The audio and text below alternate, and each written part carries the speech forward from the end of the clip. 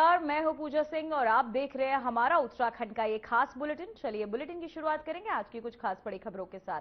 मुख्यमंत्री पुष्कर सिंह धामी ने social media platform x पर पोस्ट कर बताया कि उन्होंने सांदली बड़ोदरा में आयोजित कार्यक्रमों में हिस्सा लिया। बता दें कि ये कार्यक्रम लौह पुरुष सरदार वल्लभ भाई पटेल की 150वीं जयंती के अवसर पर आयोजित किए गए थे।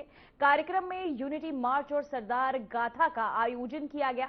सीएम धामी ने केंद्रीय रक्षा मंत्री राजनाथ सिंह और केंद्रीय मंत्री मनसुख मंडाविया के साथ मिलकर कार्यक्रम में भाग लिया। इस अवसर पर एकता और देशभक्ति का संदेश दिया गया। वहीं सभी उपस्थित लोगों तक भी पहुंचाया गया। साथ ही बिरसा मुंडा किल में आयोजित पदयात्रा में भी शामिल हुए।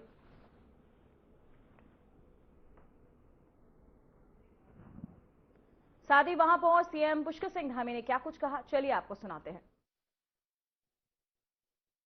भारत माता की, भारत माता की। सरदार वल्लभ भाई पटेल अमर रहें, सरदार वल्लभ भाई पटेल अमर रहें।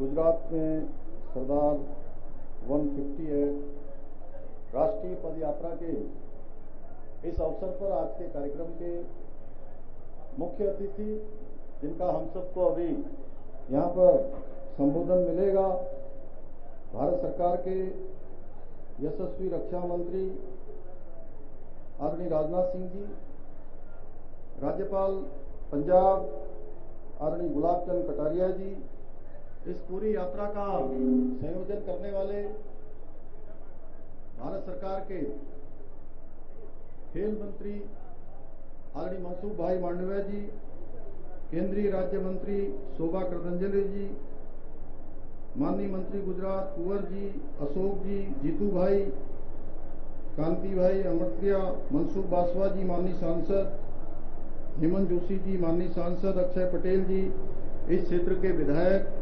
जयंती गावड़िया जी पूर्व मंत्री एवं सभी हमारे जनप्रतिनिधिगण, सभी इस यात्रा में शामिल भाइयों एवं बहनों, उपस्थित मेरे सभी नौजवान साथियों, बड़ी संख्या में आए हुए हमारे सभी छात्र छात्राएं, विद्यार्थीगण, अनेक यात्रा के सहयात्री, मैं सबसे पहले आज के इस अवसर पर एक भारत श्रेष्ठ भारत की भावना को साकार करने वाले राष्ट्र के लौह पुरुष भारत रत्न सरदार वल्लभ भाई पटेल जी को समस्त उत्तराखंड वासियों की ओर से, देवभूमि वासियों की ओर से भावांजलि अर्पित करता हूं। साथ ही मैं मंच पर विराजमान देश के यशस्वी रक्षा मंत्री और भारत की राजनीति के अजात शत्रु राजनेता आदरणीय राजनाथ सिंह जी का भी अपनी ओर से, देवभूमि वालों की ओर से, सबकी ओर से अभिनंदन करता हूं। ये हम सभी के लिए बहुत सौभाग्य का विषय है कि आज के इस कार्यक्रम के अवसर पर हमें आदरणीय राजनाथ सिंह जी का मार्गदर्शन प्राप्त हो रहा है। आपका मार्गदर्शन निश्चित रूप से हम सबका पाथेय भी होगा और हम सबके अंदर ऊर्जा का संचार भी होगा। भाइयों बहनों, ये हमारे लिए अत्यंत गर्व का विषय है कि आज मुझे लौह पुरुष सरदार वल्लभ भाई पटेल की 150वीं जयंती के अवसर पर उनकी जन्मस्थली से स्टैच्यू ऑफ यूनिटी तक 190 किलोमीटर लंबी इस राष्ट्रीय एकता पदयात्रा में प्रतिभाग करने का शुभ अवसर प्राप्त हुआ है और सरदार पटेल की अदम्य इच्छा शक्ति, दूरदर्शिता और अटूट समर्पण के माध्यम से अखंड भारत के स्वप्न को उन्होंने साकार किया। वो सच्चे अर्थों में आधुनिक भारत के निर्माता थे। स्वतंत्रता प्राप्ति से पूर्व खेड़ा और बारदोली के किसानों के आंदोलन में अन्याय के विरुद्ध उनके द्वारा किए गए संघर्ष ने उन्हें भारत में लोकप्रिय बना दिया था। बारदोली सत्याग्रह की सफलता के बाद ही देश ने उन्हें आदरपूर्वक सरदार की उपाधि से सम्मानित किया। उन्होंने अपने बैरिस्टर का प्रतिष्ठित बैरियर और व्यक्तिगत सुख सुविधाएं त्याग कर जीवन राष्ट्र सेवा के लिए समर्पित किया था। भाइयों बहनों, आजादी के बाद जिस प्रकार से उन्होंने देश की 562 से भी अधिक रियासतों को भारत में विलय किया, सच में वो बहुत बड़ा महान कार्य था। विस्तृत एवं एकीकृत भारत के निर्माण में देश के पहले उप प्रधानमंत्री और गृह मंत्री के रूप में सरदार पटेल की दूरदर्शिता और कूटनीति की अमर गाथा युगों युगों तक अमर रहेगी। परंतु राजनीतिक दुर्भावनाओं के कारण कांग्रेस ने षड्यंत्र पूर्वक सरदार पटेल जी के योगदान को इतिहास से ओझल करने का प्रयास किया। कांग्रेस और वामपंथियों ने सरदार पटेल जैसे लौह पुरुष को पीछे धकेलकर कुछ नेताओं की कृत्रिम छवि को गढ़ने का काम किया।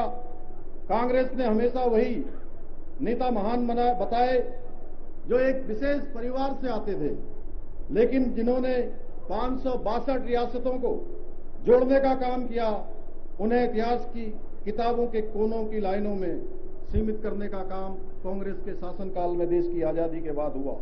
सरदार पटेल की लोकप्रियता और निर्णायक नेतृत्व कांग्रेस को हमेशा असहज करता रहा। कांग्रेस के शीर्ष नेतृत्व को डर था कि अगर सरदार पटेल का कद स्वीकार कर लिया गया तो आजादी के बाद कांग्रेस का वास्तविक नेता कौन था, ये प्रश्न हमेशा खड़ा रहेगा। आज जो भारत एक राष्ट्र के रूप में खड़ा है वो सरदार पटेल की कूटनीति, साहस, दृढ़ इच्छा शक्ति का परिणाम है। लेकिन कांग्रेस की राजनीति ने राष्ट्र निर्माता को किनारे करने का, सेय की माला किसी और के गले में डालने का प्रयास किया। यहां तक कि उनके अंतिम संस्कार में भी कांग्रेस ने अपने वरिष्ठ नेताओं को जाने से रोका। भारत को एक करने वाले लौह पुरुष को भुलाने की कोशिश करने वाले ये भूल गए कि जो इतिहास बनाया जाता है वो मिट जाता है और जो इतिहास रचा जाता है वो सदियों तक याद रखा जाता है, सदियों तक उसकी गूंज रहती है। भाइयों बहनों, जहां कांग्रेस ने सरदार पटेल जी का तिरस्कार किया, वहीं आदरणीय प्रधानमंत्री श्री नरेंद्र मोदी जी ने सरदार पटेल जी की जयंती को राष्ट्रीय एकता दिवस के रूप में मनाने का निर्णय लिया और उनको सच्ची श्रद्धांजलि अर्पित करने का काम किया। आज आदरणीय प्रधानमंत्री जी ने सरदार पटेल जी से प्रेरणा लेकर एक भारत श्रेष्ठ भारत के मंत्र के साथ भारत की एकता, अखंडता और राष्ट्रीय गौरव को नई ऊंचाइयों पर पहुंचाने का कार्य किया है। उन्होंने जम्मू कश्मीर से धारा 300 समाप्त कर सरदार पटेल और श्यामा प्रसाद मुखर्जी जी के एक देश एक विधान एक संविधान के संकल्प को साकार करने का काम किया है। साथ ही सरदार पटेल के प्रति राष्ट्र की कृतज्ञता प्रकट करने के लिए एक और उन्होंने जहां गुजरात के केवड़िया में विश्व की सबसे ऊंची प्रतिमा स्टैच्यू ऑफ यूनिटी का निर्माण कराया, वहीं उनके जन्म दिवस पर रन फॉर यूनिटी का आयोजन कर देश के युवाओं को सरदार पटेल के बताए हुए मार्ग पर चलने के लिए प्रेरित किया। इसी के क्रम में उनके 150वीं जयंती वर्ष को ऐतिहासिक रूप देने के उद्देश्य से देश भर में 150 यूनिटी मार्च का आयोजन कर सरदार पटेल की एकता और समरसता को संदेश को देश भर तक पहुंचाने का काम किया गया है। आज मुझे बताया गया कि करोड़ों लाखों लोग इस यात्रा में सहयात्री बनकर देश के पूरे गुजरात के अंदर इस यात्रा को एक उत्सव के रूप में मनाने का काम कर रहे हैं। देश भर में भी इसको एक उत्सव के रूप में मनाया गया है।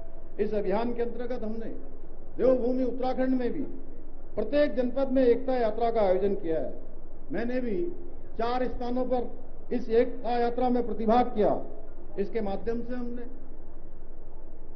नशा मुक्ति, योग और स्वास्थ्य जैसे और हमारे राज्य के अंदर जो हस्तशिल्प और स्वदेशी उत्पादों के प्रचार प्रसार की दिशा में विशेष प्रयास इस यात्रा के माध्यम से किए हैं। इस यात्रा के दौरान हमने ग्राम सभाओं में जनसंवाद कार्यक्रमों का आयोजन कर जनता की विभिन्न समस्याओं के समाधान का प्रयास किया है। वहीं अनेक सांस्कृतिक कार्यक्रमों का भी आयोजन किया है। सरदार उपवन विकसित करके पर्यावरण संरक्षण की दिशा में भी हमने महत्वपूर्ण पहल की है। भाइयों बहनों, सरदार पटेल की प्रेरणा और आदरणीय प्रधानमंत्री जी के मार्गदर्शन में हमारी सरकार ने सभी नागरिकों के लिए एक समान अधिकार और एक समान कानून लागू करने के उद्देश्य से देवभूमि उत्तराखंड में इस वर्ष जनवरी से उत्तराखंड में रहने वाले किसी भी पंथ, किसी भी वर्ग और किसी भी समुदाय के सभी लोगों के लिए एक समान कानून लागू कर दिया है, समान नागरिक संहिता लागू कर दी है। आज के इस अवसर पर हम सभी को संकल्प लेना है कि हम सभी पटेल के आदर्शों का अनुसरण करते हुए देश की एकता और अखंडता को सर्वोच्च प्राथमिकता देते हुए उनके बताए हुए मार्ग पर चलेंगे। मुझे पूरा विश्वास है कि एक भारत श्रेष्ठ भारत के संकल्प को अपने जीवन में उतारते हुए आदरणीय प्रधानमंत्री जी के विकसित एवं आत्मनिर्भर भारत के निर्माण के में जो विकल्प रहित संकल्प है, उस संकल्प को पूरा करने में हम सभी अपना योगदान देंगे। इन्हीं शब्दों के साथ एक बार फिर से पुनः मैं सरदार पटेल को अपनी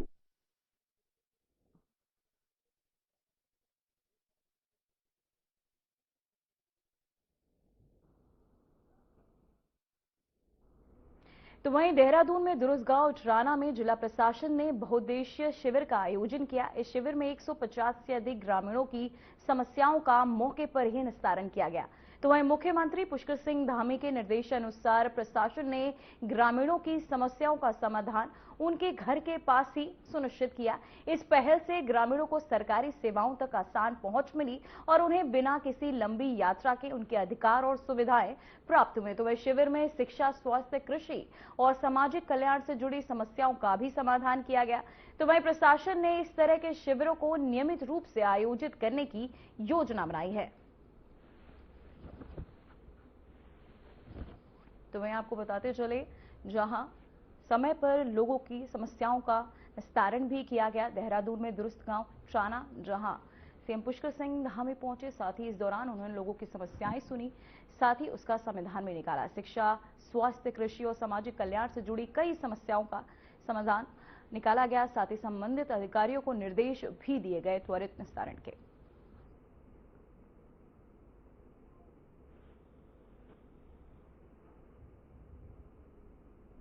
तो वहीं उधम सिंह नगर में सुरक्षित मातृत्व पहल के मातृत्व स्वास्थ्य सेवाओं को लेकर अधिक मजबूत और संवेदनशील मनाया गया है।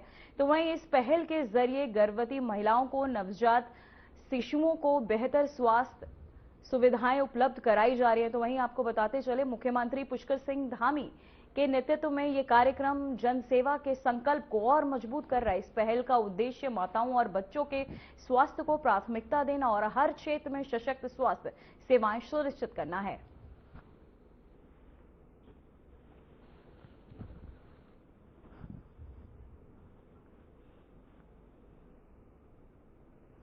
तो वही आपको बताते चले, उधम सिंह नगर में मातृत्व पहल, जहां मातृ स्वास्थ्य सेवाओं को मजबूती मिली, गर्भवती महिलाओं को भी इसका लाभ, वहीं जन सेवा संकल्प को और मजबूती इस दौरान मिल रही है। तो वहीं आपको बताते चले, उधम सिंह नगर में मातृत्व पहल जिसे लेकर अब महिलाओं को इससे मजबूती भी मिल रही है। तो वहीं उधम सिंह नगर में सुरक्षित मातृत्व पहल के तहत मातृ स्वास्थ्य सेवाओं की ओर एक मजबूत और संवेदनशील कदम बढ़ाया गया।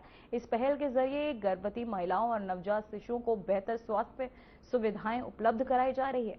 मुख्यमंत्री पुष्कर सिंह धामी के नेतृत्व में ये कार्यक्रम जनसेवा के संकल्प को और मजबूत कर रहा है। इस पहल का उद्देश्य माताओं और बच्चों के स्वास्थ्य को प्राथमिकता देना और हर क्षेत्र में सशक्त स्वास्थ्य सेवाएं सुनिश्चित करना है।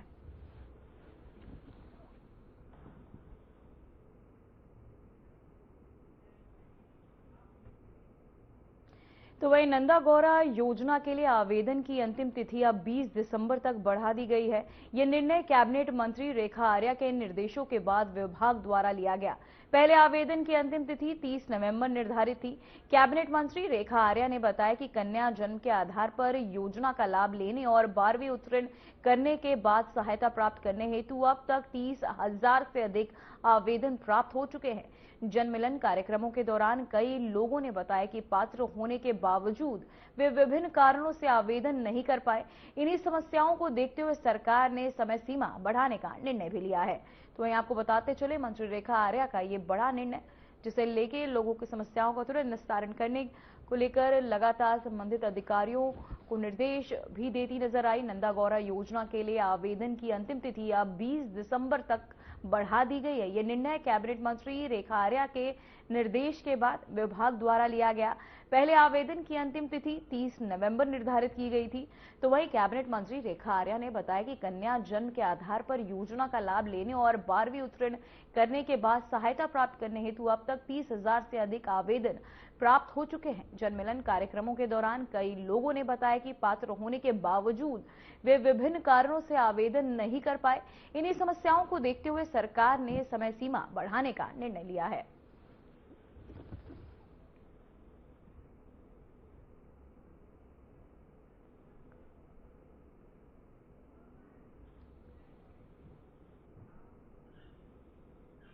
वहीं रुड़की में जैन समाज के तत्वाधान में आयोजित पंच कल्याण प्रतिष्ठा महोत्सव के तहत तीर्थ कर भगवान ऋषभ देव के जन्म कल्याणक महोत्सव का भव्य आयोजन किया गया।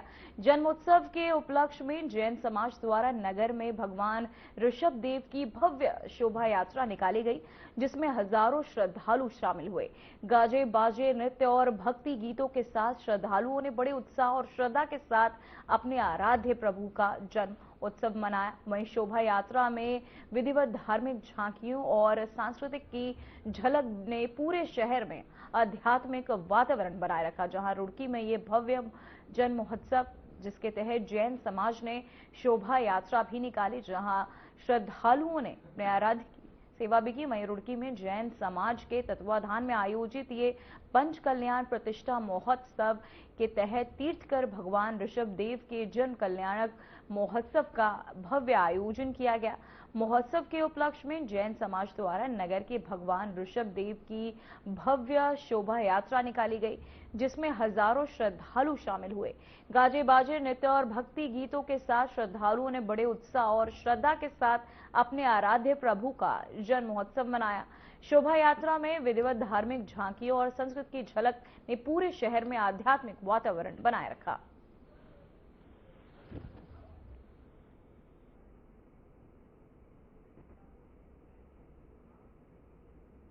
तो वहीं बेरीनाग में महाविद्यालय में एक शिक्षक की काली करतूत का खुलासा छात्रों ने किया। आरोप है कि उपाध्यक्ष ने, आपको बता दें कि उपाध्यक्ष ने छात्रों के साथ जबरदस्ती करने की कोशिश की, जहां शिक्षक की इस आपत्तिजनक हरकत के कारण छात्राएं कक्षा में आने से डर रही हैं और कई छात्राओं ने पढ़ाई भी छोड़ दी। मामले ने महाविद्यालय और स्थानीय प्रशासन में चिंता पैदा कर दी है। छात्राओं और अभिभावकों ने इस घटना की शिकायत उच्च शिक्षा विभाग और पुलिस से करने की बात कही। वहीं प्रशासन ने मामले की जांच के आदेश दिए हैं और दोषी शिक्षक के खिलाफ उचित कार्यवाही का आश्वासन भी दिया है। तो वहीं आपको बताते चले अभिभावक पर लगे शिकायत, साथ ही आपको बताते चले बेरीनाग में शिक्षक की काली करतूत का खुलासा हुआ, जहां आरोप है कि उपाध्यक्ष ने छात्राओं के साथ जबरदस्ती करने की कोशिश की।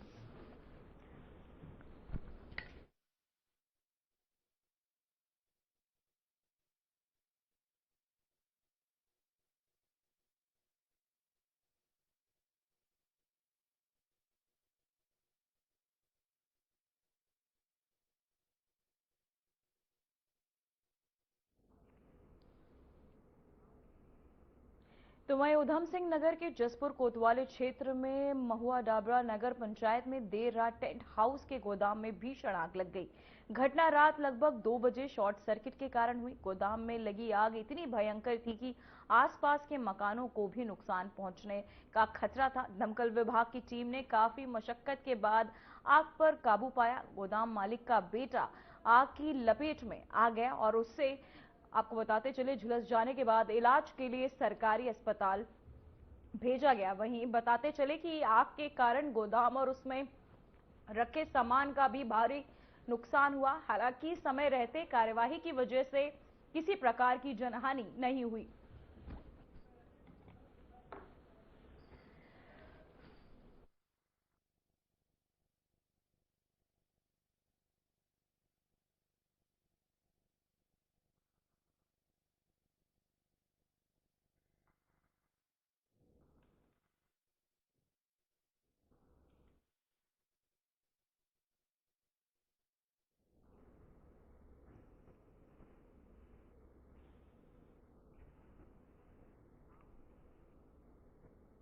तो वहीं टनकपुर से खबर सामने आ रही है, जहां मुख्य सचिव आनंद वर्धन ने किया निरीक्षण। टनकपुर बैराज, शारदा घाट, करोड़ा नाला और का निरीक्षण किया।